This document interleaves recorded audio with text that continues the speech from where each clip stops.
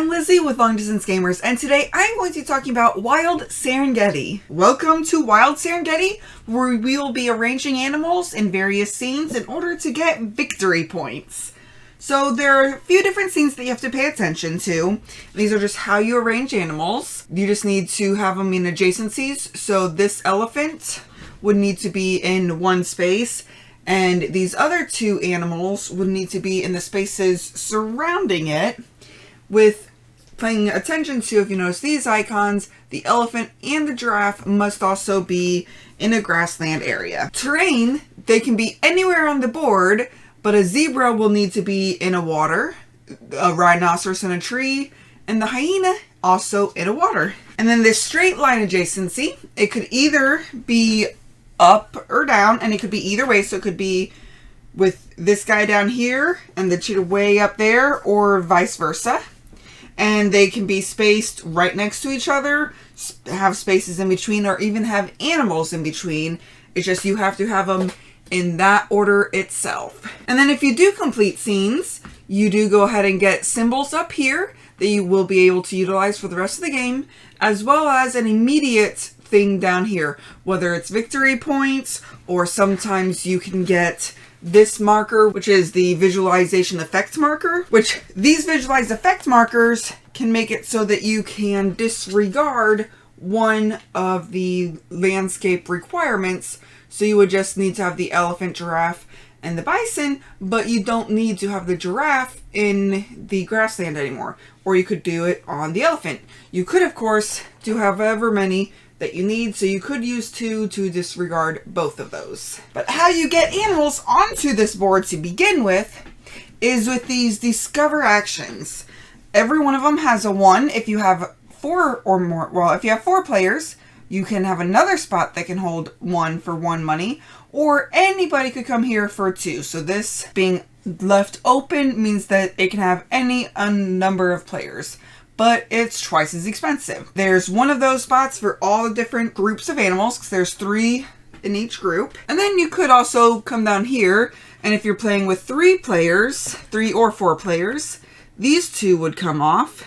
Notice there's nothing in these 2 spots, but you could swap animals, move animals, with the exception of round 1. And then you could take 1 card from the scene pool, or renew them and take 1. With that said, for setup, you will want to put this board out and this board. You bring 6 of these cards out, and you place all of these animals in the locations, and it's really easy to remember because they have the little symbol right there of which animal goes in each of these sections. You'll place these migration cards close to this rock, which the rock you could fully set up, or you could just have them one on top of the other like I do.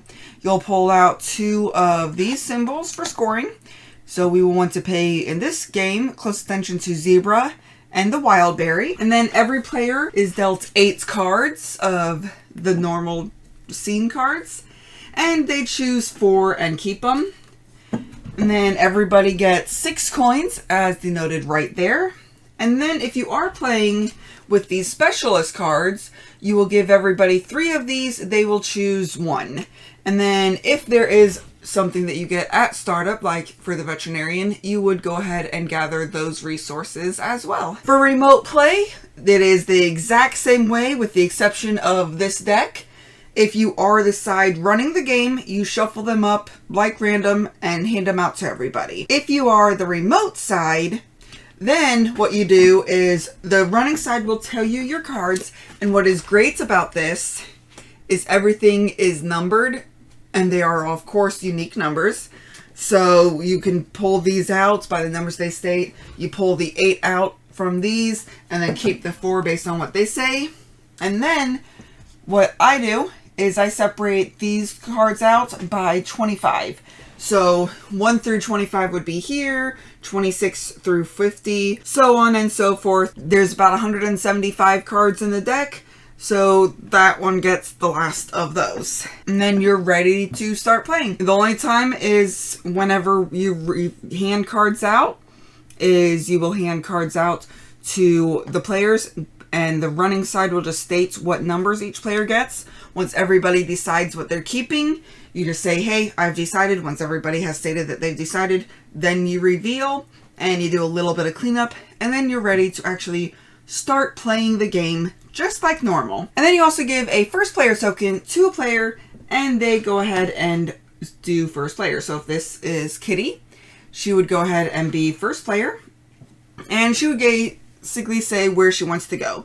So maybe based on some of the ones that she's kept, she has a rhinoceros in a lot of them. So maybe she would want to bring out a rhinoceros. And she doesn't have landscape requirements for it in that scene. However, the rhinoceros in this scene needs to be in the grass. So what Kitty can do is she could go ahead and say she will come here to the 1 spot. So everyone will take 1 coin from her resources. She'll state she wants to take the rhinoceros out, and she wants to put it in this grassland. The way I do that is I will say that I will put it in, I look for the number that's pretty much in the middle, so 4463. And so I know I'm putting it in that space. With this being numbered on the outside, it's pretty nice. You could just choose one of the numbers and the 2 of those that combine. So this could be 77, 73 could be here. 7769 could be here. That's the only other difference for remote play. And as you can see, this straight down view isn't ideal if you want to be able to see what everybody has at a glance. So I always lay mine on the sides, that way you can see the cute little meeple. But everyone takes their turns just like that, stating what they want to do. Everyone removing the coins from that person's area and putting out what they say in the spot that they say it in. Once everyone passes, you take their piece, put it back in their spot, and then you go on to the next round, and everyone gets however many resources it has. Everyone grabs 4 new cards from this and keeps 1. So the running side would give out 4 cards to every player, and then everyone decides and keeps 1 of them. And of course, again, stating the number on the card. And you keep doing this for 6 rounds. In the 4th, 5th, and 6th round, everyone starts getting 7 coins, and we start having these migration cards come out. So these migration cards, you set them up so that the north follows the same north as you would expect. Just everybody just needs to agree, and then the running side will go ahead and pull it out and clear up the board, and the remote sides will follow. You don't have to state which one of these there are. You just will show it, and then everyone clears out, and you make sure that your board is the same at that point. In the 4th and the 6th round, you have these scoring times. So for the 4th round, for this instance, it's zebra. This, of course, can change to any of these animals. So whoever, once you complete the scene, which is when you get them showing whatever the scene wants, you would put it over in your completed area. And at these scoring moments, you would add up all of the zebras that are in everyone's set, and these symbols mean that those are added zebras. So if someone had completed these 2, they would get 1, 2, 3, 4 for their zebras. And then whoever has the most zebras will go ahead and get however many zebras they have times 2 and get that many victory points. And then whoever has second most victory points will get however many zebras they have times 1. And of course, it could be a different animal than zebras. Just zebras is our example right now. Once you get all the way done with the 6th round, the game ends. Whoever has the most victory points is the winner. Yeah, so overall, this is a very nice, accessible level game. This is one that you can get a lot of people to play, especially when these make them a little bit more interesting for the gamers. So these are specialist cards, but you don't have to play with these. These are an optional add-in, which is a very nice add-in. If you are a gamer that likes more crunchy games, you can go ahead and add these in. They do recommend that you play 1 game without it. But if you are a hardcore gamer, just go ahead and add these in your first game and you're good. But if you do want to play with, family or friends that aren't gamers, you could bring this out and just leave those specialist cards inside the box. There are a ton of cards. Like I said, there's about 175 cards. So you do have a ton of variability with these. While you only get 3 scenes, that's the only variation with the scenes, is that there's just 3 of them.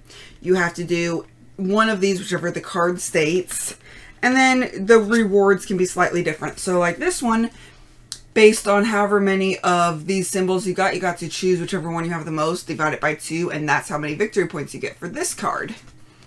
Versus some of these other ones are just straight 3 victory points. While others, like this one, doesn't give you anything, but it does give you a meat token at the beginning of a round. I forgot to mention, if you do get the meat or the special effects token completed at the beginning of the round, when you're gathering your coins, you would also gather those tokens. Which we went over the special effect tokens. The meat tokens just means that you can move an animal 1 space orthogonally. They cannot go diagonally. So just moving them orthogonally. I also like that there are solo orc options that change the way you play a little bit. They give, like this one, Titan Finances. If you're head out to the Serengeti, the phone rings, the funding was promised, is now not. You need to stack up on resources. So you need to have food and visual effects tokens for each round based on the number of players. So if 2 players, then between the 2 players they would need 2. So there's different ways of playing based on that add a little bit more flexibility and just changing up the gameplay. I do really love these animal meeples. These are nice chunky meeples. They're very, very thick, which makes me very happy. They're very nice to touch. They're very nice to throw around too, apparently. And they're screen printed on there. Very nice, very vivid colors, and just makes it, looking at them once they're all on the table, just a nice way to look at it. It's just, it could be, you know, the circular tiles that you throw out there, but the fact that these are animal meeples, and if you're playing in person, you could have them, and then you have different heights between them, which, by the way, only 1 animal can access each square. And you can move through other animals when you move them, but you can't stay with another animal. One negative I do have is while the iconography is pretty clear, like you know that the giraffe wants the grass and the elephant wants the grass, it's just those icons are really small. So if you have someone that doesn't have the greatest vision, they have to hold these cards pretty close to their face to be able to see them, or maybe they have to like hold them at a specific angle or bring out the magnifying glass. Because also, some of these icons down here are really small too. So I wish that those were a little bit bigger, like take up more of the space. I get that it would be hard to make these bigger because these ones are really far across. But I wish that there was a way that they could have made it maximum size for that area. As far as understanding how the game plays, the rules are pretty clear. And you do get these really nice player aids that shows everything that happens, as well as all the icons that you can deal with, and these hearts. So I didn't go over that. Once you complete these, they don't give you anything during game. However, at the end of the game, you can sell them and have them in sets. 50 or 10 is 50 points, while 3 is 7. So you really want to get a lot of these hearts because those could really push you up on the board. And I have 1 games based just on focusing on hearts. But overall, there's very clear rules. It's very easy to know what you need to do. The worst part about this is probably how mean it can be. I don't love contention in all my games, and this is a game that I would just like to come out, play some animals, take some pictures. However, if you are playing with someone who's very aggressive, they might know, okay, well, she needs to discover this animal because our cards, these, the ones that we are working on and the ones that are completed, these are public knowledge. So they can see that you really need to get this piece in that exact spot. So they might take their piece and put it right there and bring out something different and put in that spot just to block you. However, if you are doing that, they're generally struggling with completing their cards. And so it makes it very hard for them to do what they need to do. And then you could do things like swap the animal positions or move an animal. It just makes it harder for you to do your completing tasks. But if you needed it in like this in a different space down here than the one that they placed, you could spend 2 money to be able to place this, but it's really expensive. So I don't do that usually unless it's the last round of the game and I have to get this out. And I only have 2 money left, so I can't do something else and then hope that it comes back. I have to get it out. Especially if it's something that'll score you like 15 points. Especially if you get a ton of these bananas every round. every game, and then you do something like this where you add up all your bananas plus 2, and that's how many victory points you get.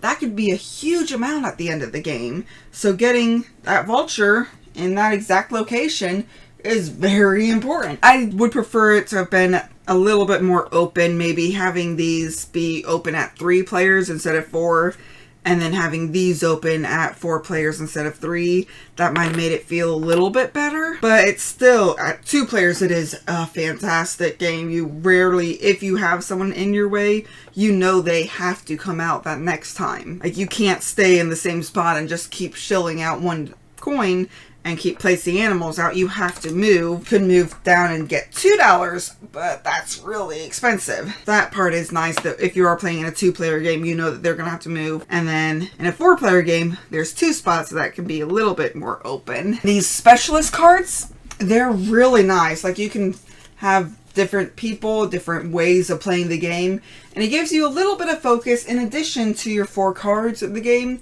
So you could see those 4 cards that you get might work really well with a specific specialist. So you might want to choose those 4 cards and that specialist when you start the game, and then try to focus on that strategy for it. So I really like this, and I love the artwork on these. These are beautiful. And then there is some of these that have animal companions that are from the mini expansion that came with Kickstarter. Although I'm pretty sure you could get that from the publisher. Hopefully not having to play secondhand rates for those. But this is a game that I do really enjoy. It is a 9 out of 10 for me, so I do highly recommend it, especially if you are okay with the few things issues. Like if you're okay with the small icons, and if you're okay with it sometimes being kind of mean. So if you are a pure Care Bear, you might want to stay away from this. But if you do enjoy games that have some tension between players, that could be something that you really get enjoyment out of this. But until next time, just remember to have fun, be present, and be you. Thank you all for watching. If you have any questions or comments, feel free to reach out to us. We would love to hear from you. Also, if you find value in our content, please like, comment, or subscribe. Let a friend or family member know that we exist. Help us spread our channel and bring remote gaming to a table near you. Thank you very much, and have a great day.